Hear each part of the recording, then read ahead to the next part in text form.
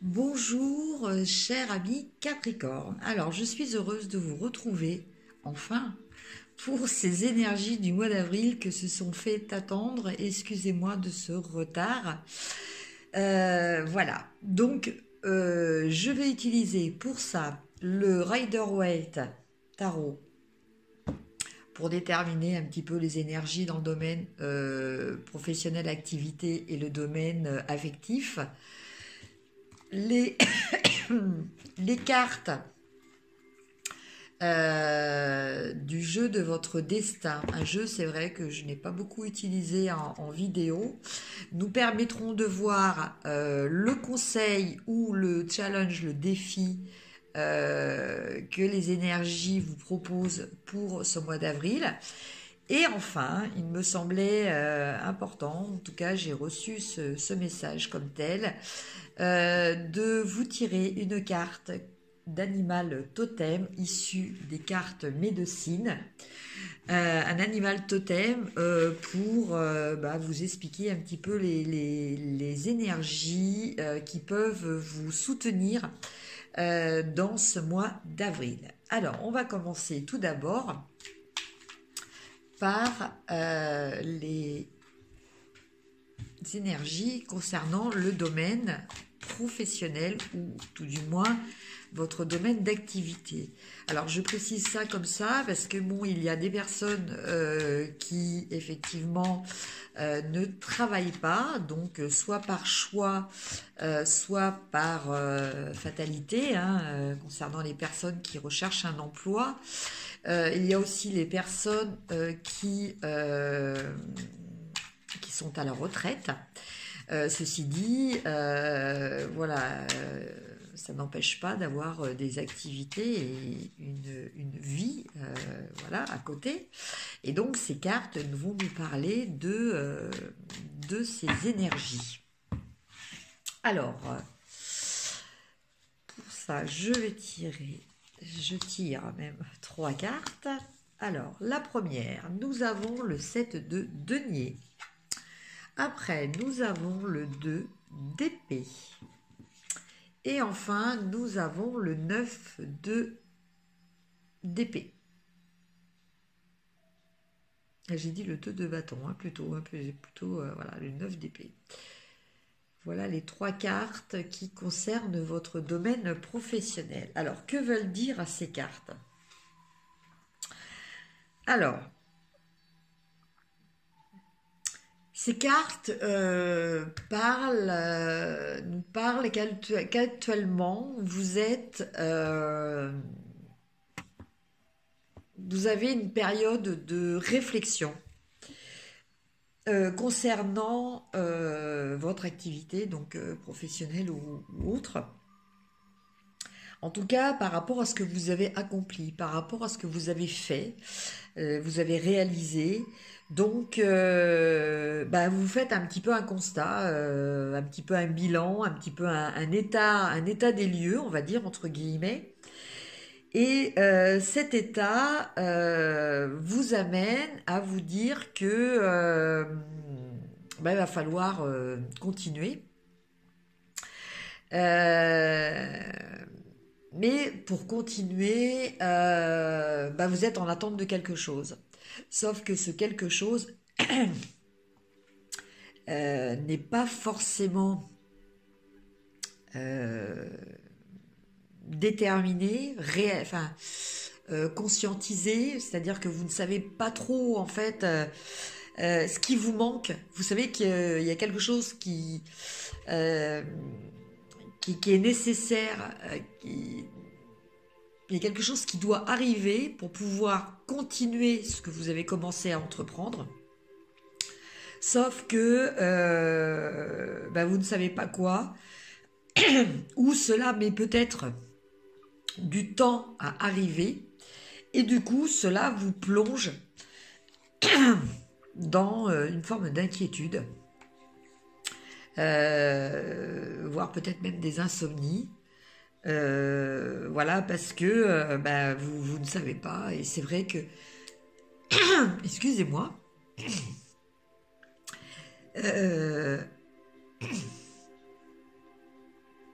décidément, j'ai ma voix qui part. J'en ai encore besoin. Bon, alors c'est vrai que vous, les Capricornes, vous avez, même si ça ne se voit pas forcément au premier abord, vous êtes quand même des gens relativement anxieux intérieurement. Et bon, c'est vrai que quand vous êtes dans l'incertitude, cela voilà, peut provoquer justement ce genre de problématique. Mais bon, je pense que voilà, ça c'est un état, c'est un ressenti, pas forcément justifié.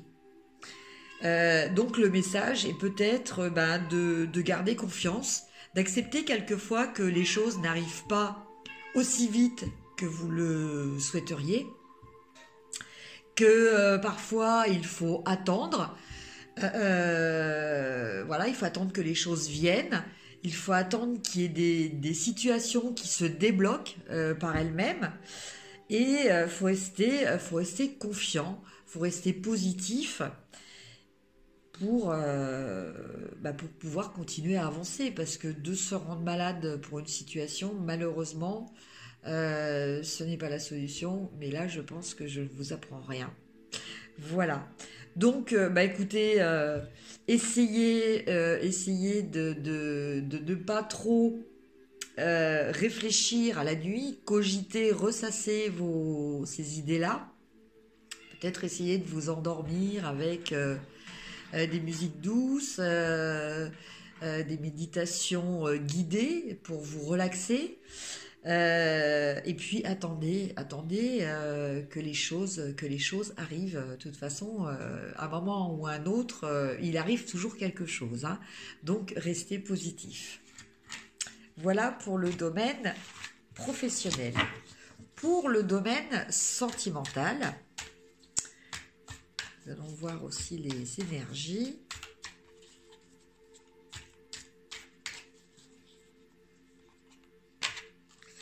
Carte qui est ressortie. Je vais vous montrer laquelle. Une deuxième qui saute.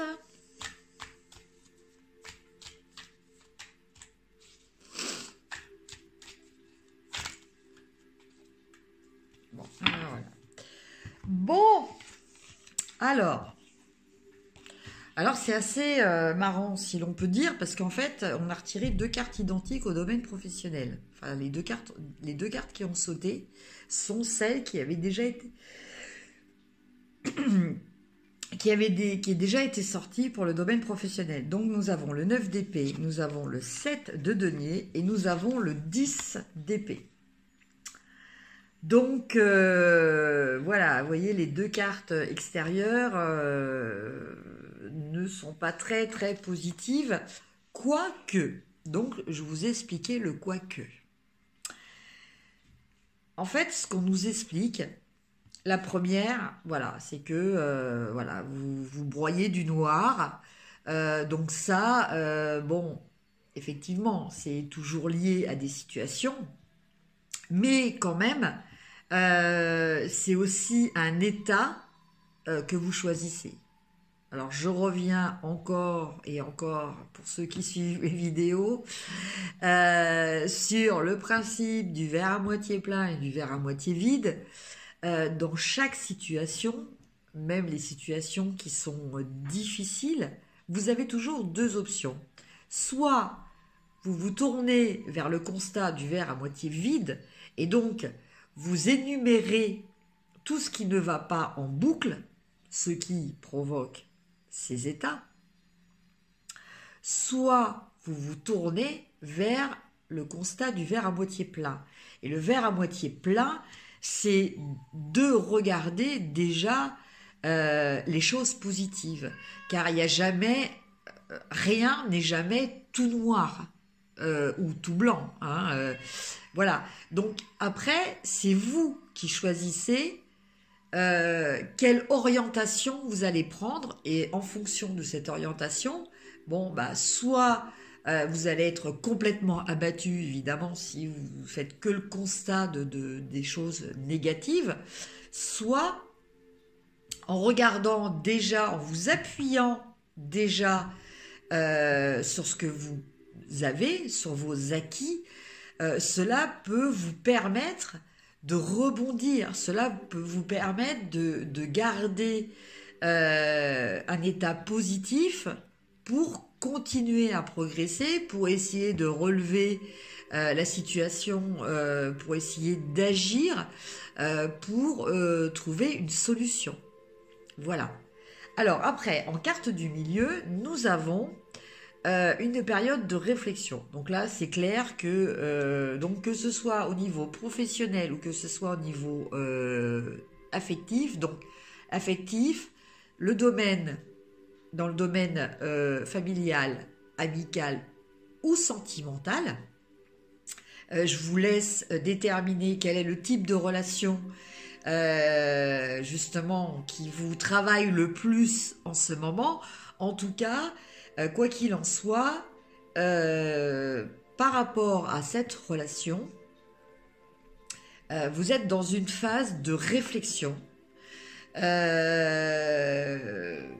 de ce qu'il y a déjà, de ce qu'il n'y a pas, justement. Donc, plutôt un petit peu tendance de ce qu'il n'y a pas. Hein. Et au final, eh bien, écoutez, vous allez vous rendre compte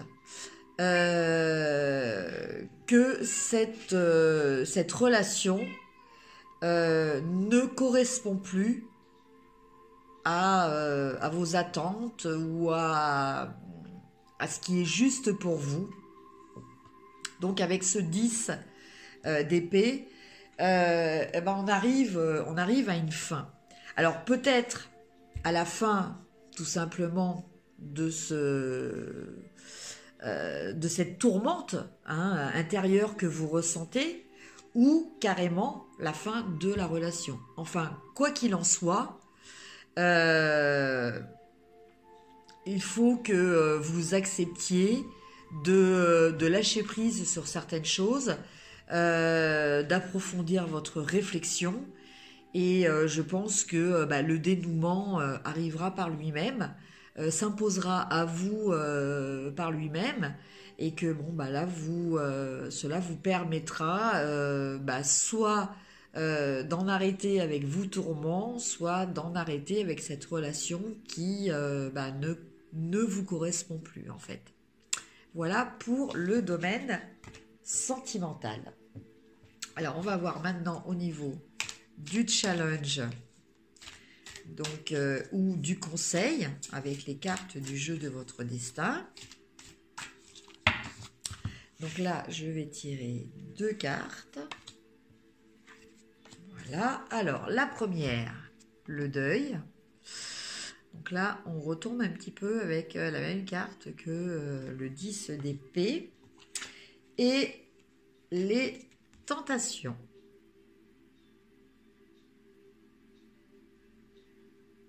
Voilà. Alors, de quoi nous parle cette carte?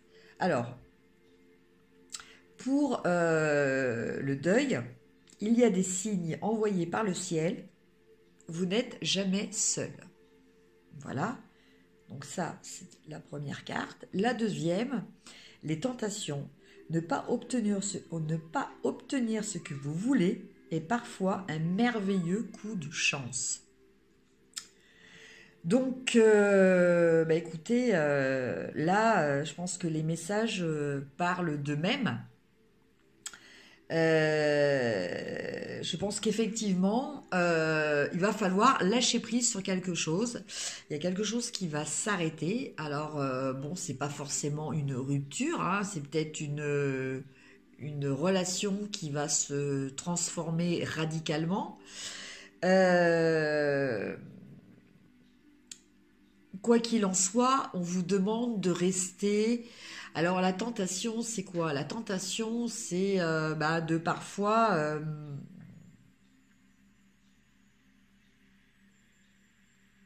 c'est peut-être de parfois être trop exigeant. Puisque là, on vous parle de ne pas obtenir ce que vous voulez et parfois un merveilleux coup de chance.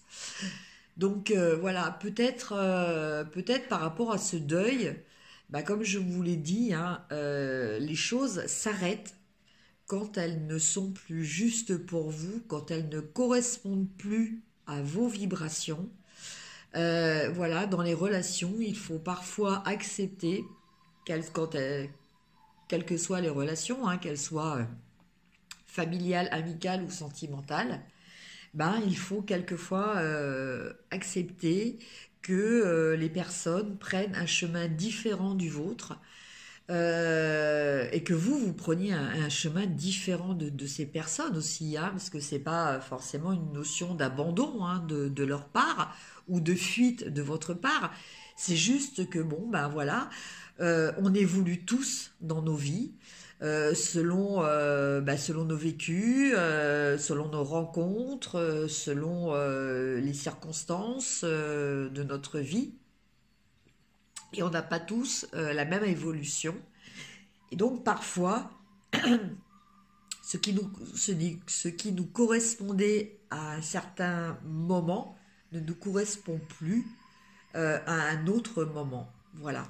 Et donc ça, eh bien, il faut l'accepter, ce qui n'est pas toujours facile à faire. Mais bon, bah souvent, voilà, ce sont des choses qui s'imposent à nous, qui sont une évidence. Et bah là, on revient au fait que voilà, ne pas obtenir ce que vous voulez est parfois un merveilleux coup de chance, c'est-à-dire bah, une rupture, effectivement. Vous avez deux possibilités face à ça, face à quelque chose qui ne qui, euh, qui ne se passe pas comme vous le souhaitez. Soit bah, de vous apitoyer, de vous poser en victime, de rejeter la faute sur l'autre, voilà, d'être triste, de rester dans le négatif par rapport à cet événement. Soit vous avez la possibilité de dire, bon bah voilà, ça correspondait plus, mais bon bah je vais partir vers quelque chose qui me correspondra beaucoup plus. Voilà. Et donc ça c'est quelque chose de positif. Et donc, comme cette carte l'indique, ça peut être effectivement pas une fatalité, un malheur, mais un coup de chance. Voilà le message complémentaire pour vous, amis Capricorne. Maintenant, on va voir quel animal totem est susceptible de vous soutenir pour ce mois d'avril.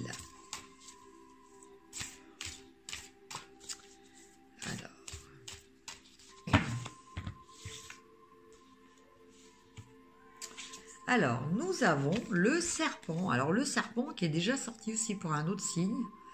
Ah, du coup, je ne me rappelle plus du tout. Mais je sais qu'il y a un autre signe qui a eu cet animal totem. Alors, que nous dit le serpent ?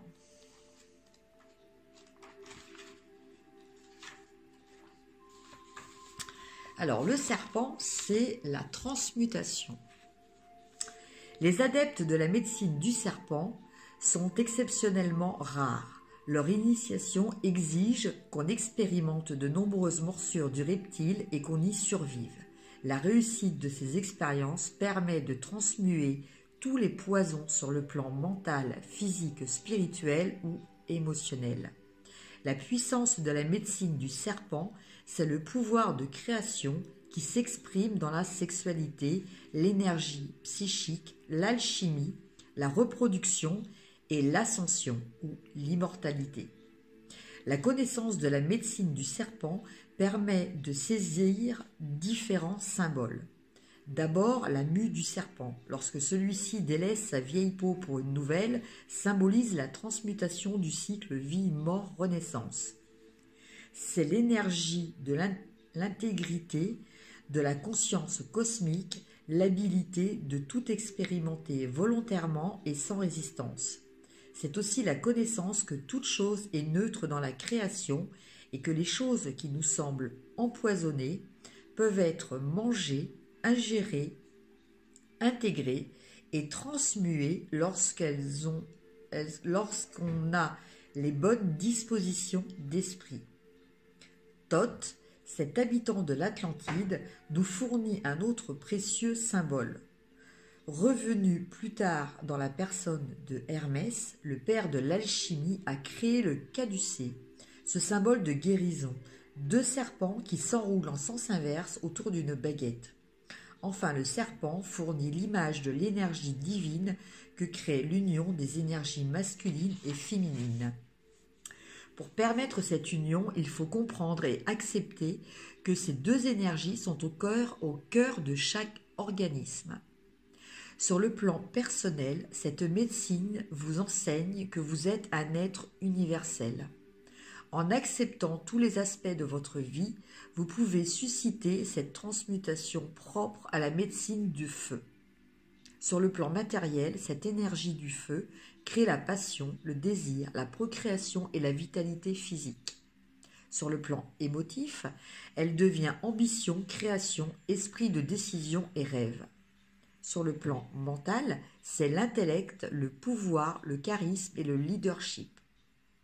Quand cette énergie du serpent parvient au plan spirituel, elle devient sagesse, compréhension, intégrité, en lien avec le grand tout.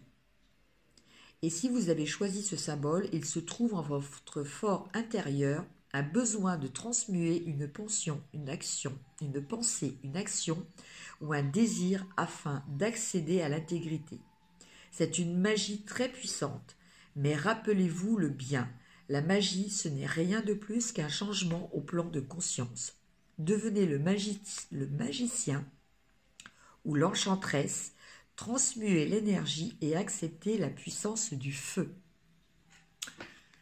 Voilà pour vous, amis Capricorne, donc ce beau message de la médecine, des cartes de médecine, la carte du serpent.